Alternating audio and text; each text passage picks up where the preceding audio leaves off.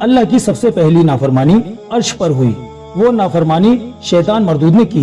जब अल्लाह ताला ने हजरत आदम अलैहिस्सलाम का मिट्टी का पुतला बनाया तो वहाँ पर मौजूद तमाम फरिश्तों से कहा कि वो हजरत आदम अलैहिस्सलाम को सजदा करें। अल्लाह ताला के इस फरमान को सुनकर सब फरिश्ते सजदे में गिर गए और हजरत आदम अलैहिस्सलाम को सजदा किया।